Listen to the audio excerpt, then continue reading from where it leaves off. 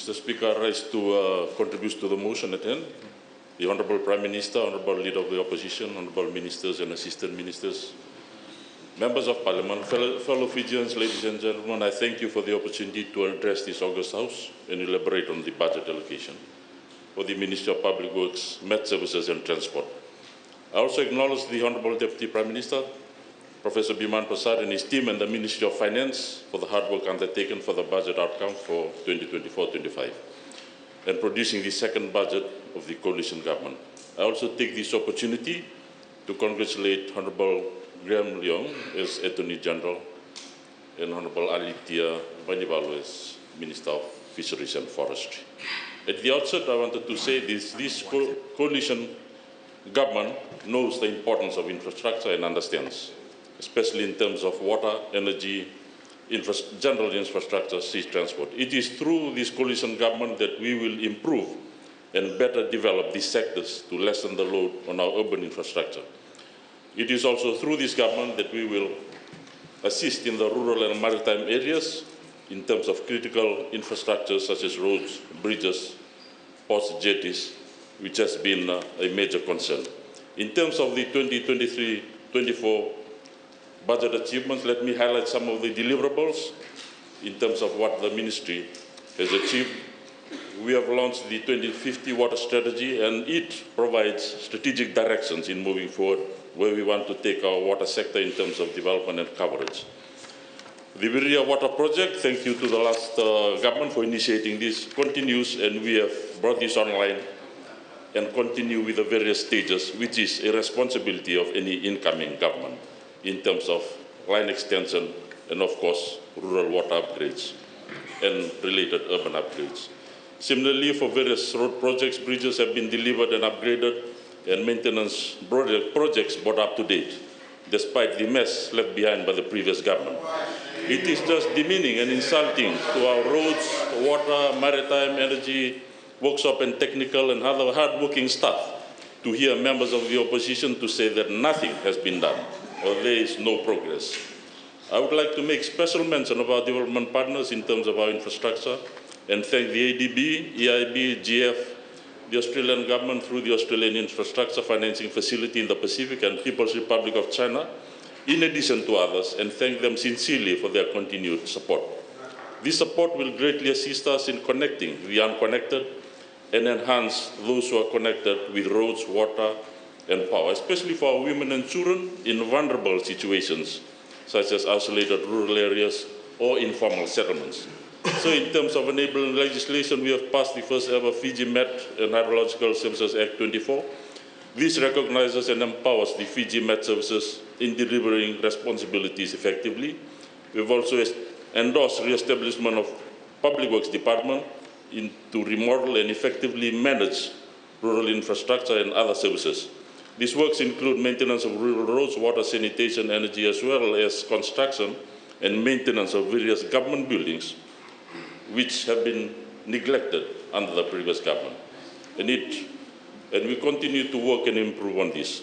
The proposed policy direction and legislative amendments have been initiated within LTA to ensure more efficient and well-regulated transport systems.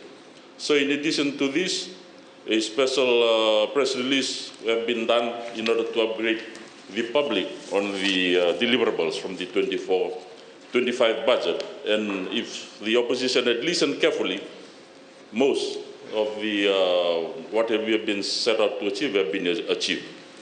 I would like to commend the coalition government through the Ministry of Finance for the level of budgetary support we have received, and we will continue to invest in infrastructure developments to raise the standard of essential infrastructure and, of course, access to markets and services in moving forward, especially for the rural communities.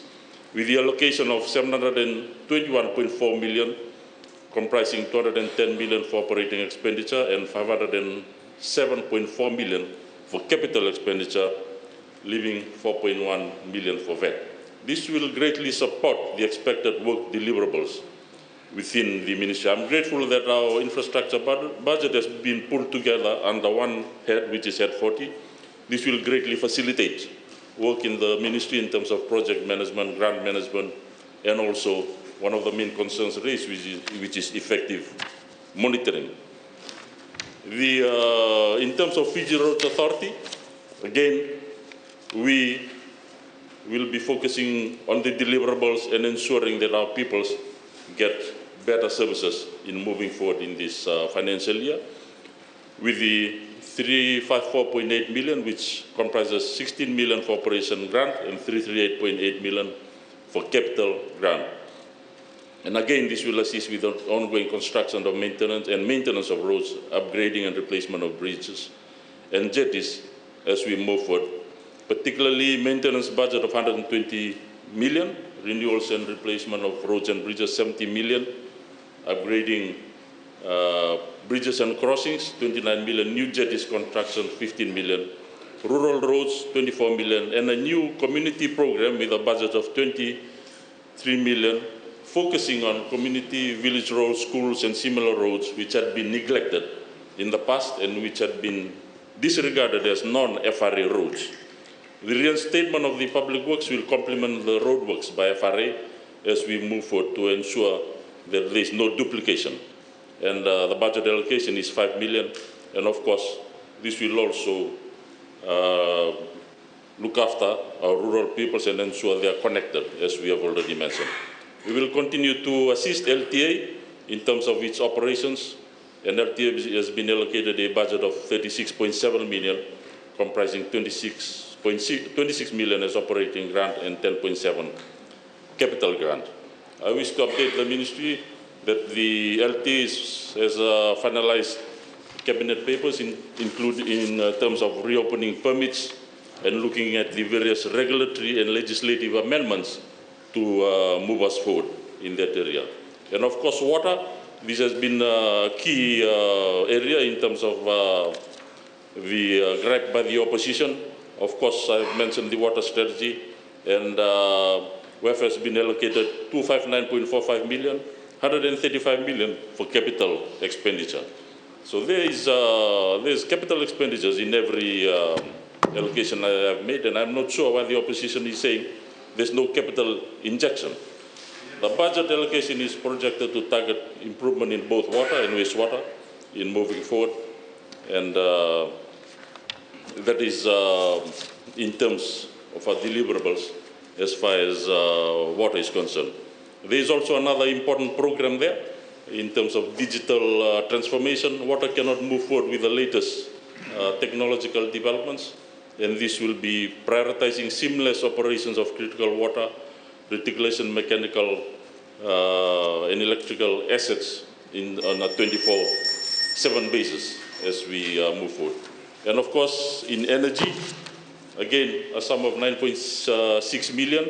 It's critical here that we will be extending various power grids, particularly Rotuma, Lakemba, and of course our rural electrification program.